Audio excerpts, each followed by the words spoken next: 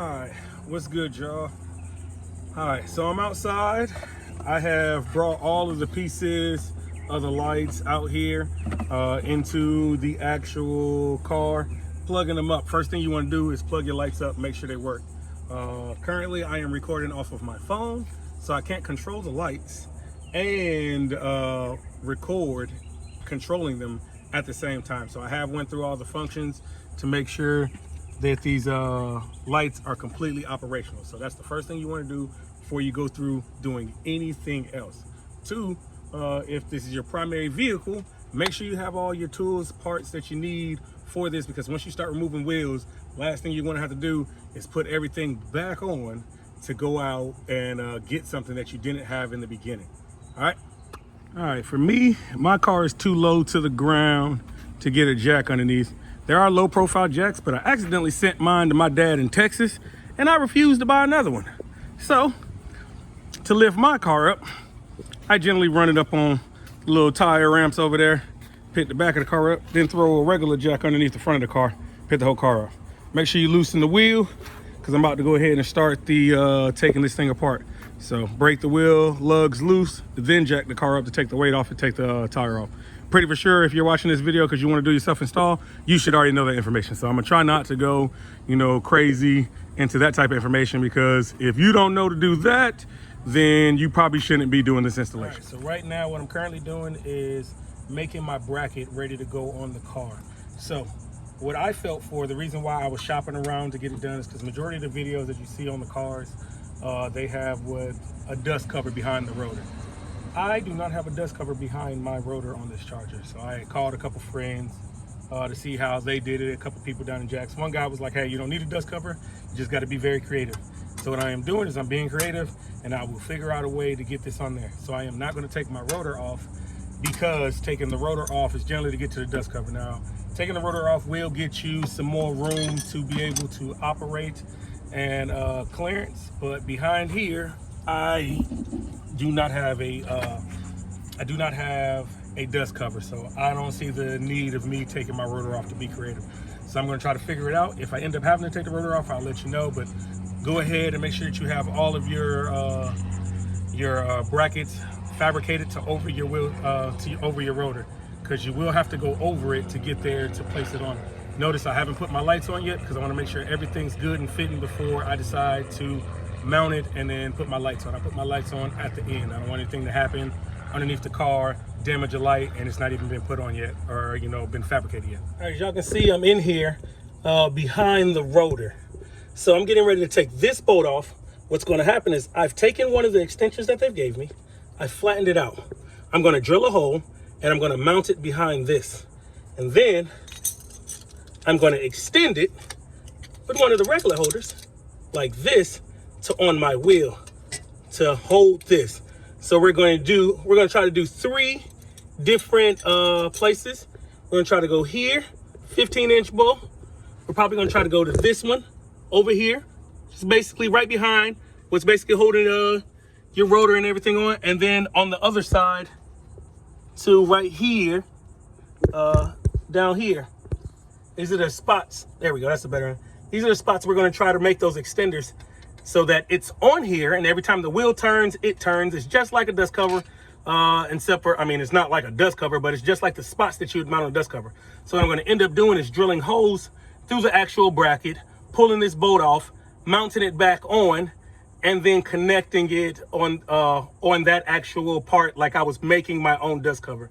They told me be creative with what you're doing, so you have to just sit down and look at it and figure out if you're being creative and safe in what you're doing, so you don't have anything get ripped off with your wheels. And I'll get back into it when I have started mounting. All right, guys. So we got is our 3 brackets mounted on. Here's the 3rd one. So you have right on this side, boom and boom, this spot.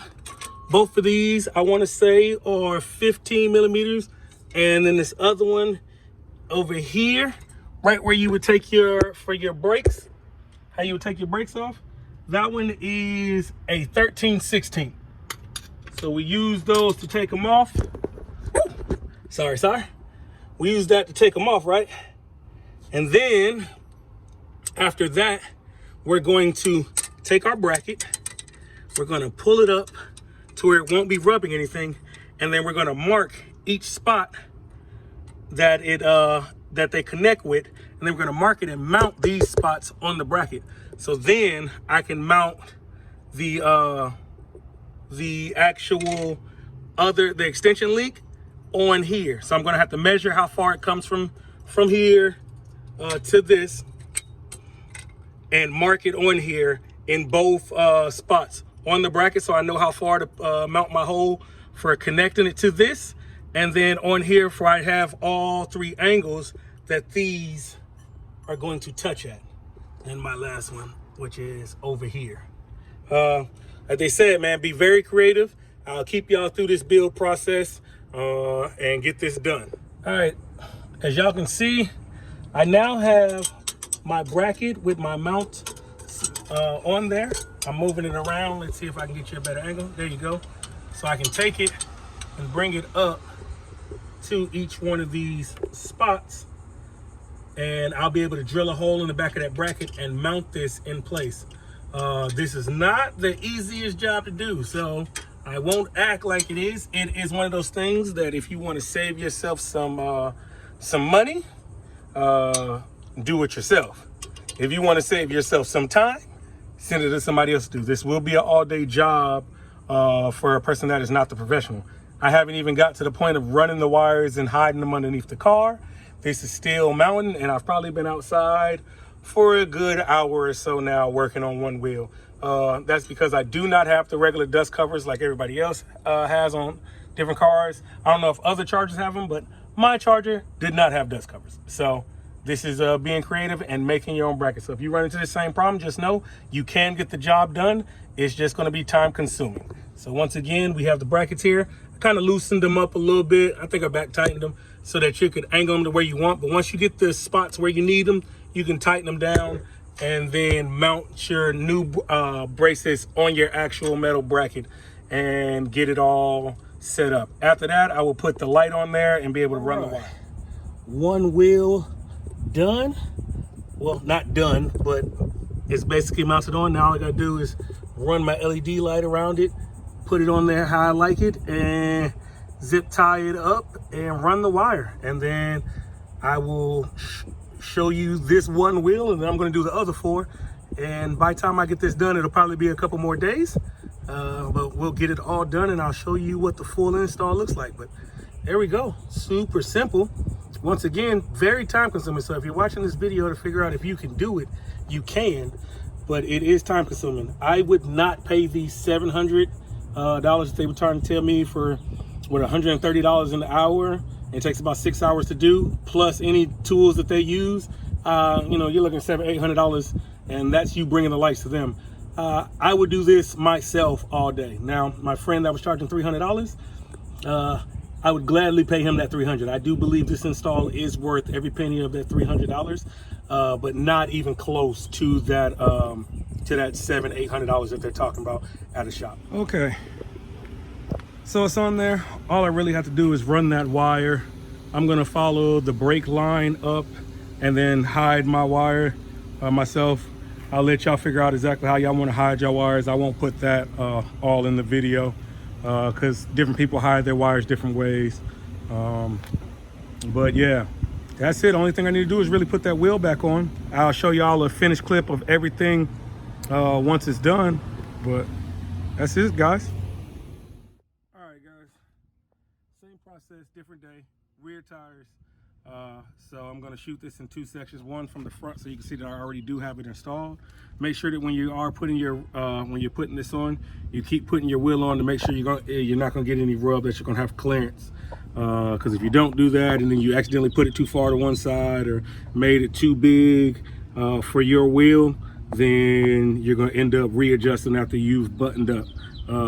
I know from experience. So just make sure everything fits. Keep putting your wheel up there. Make sure everything's good. It's not going to touch or rub in any place, because you don't want to get everything down, start driving the car, and then lose a light because you were rubbing it because the wheel started rubbing.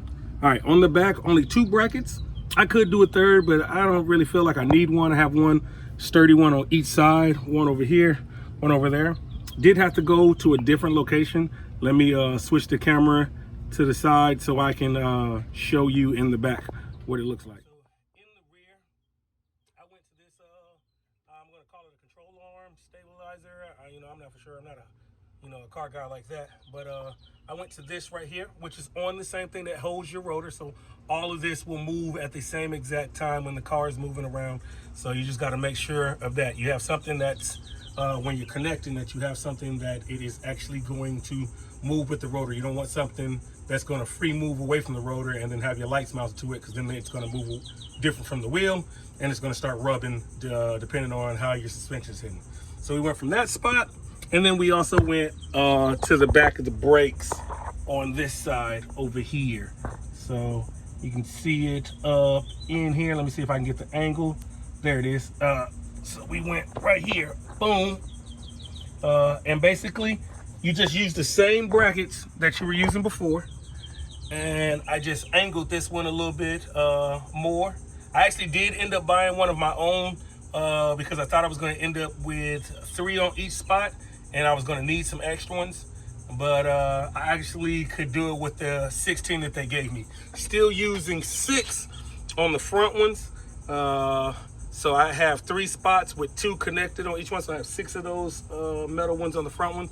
And then basically you can just use 2 on the back, and they're in enough of a space that you can actually just mount directly to it. You don't have to extend. You can go directly from a bolt to it without extending it. So with that being said, I'm going to button this wheel up. I'll probably show you once again on the other wheel. Maybe, I don't know, it's a little hot out here. But if not, that is how you do it. Quick update on the other side, just because I don't think I told you. It's the last little bit that I'm going to give y'all, because I basically gave y'all the steps. These bolts right here on the back of the brake and the other side where I showed you the connection point here, and then this one here, these are both 18-inch sockets. So if you don't have an 18-inch, you will not be able to take it off. You're going to need an 18-inch and a crescent wrench to get these off. That is the last bit of information that you need to be able to take these off and be able to fully do this install. So just make sure you have all the parts that you need prior to going to doing this job. Otherwise, you're going to be calling a friend to get a ride or putting the vehicle back together so that you can drive it to go get parts. But that's everything. I will show you a full finished product as soon as this last one's put in.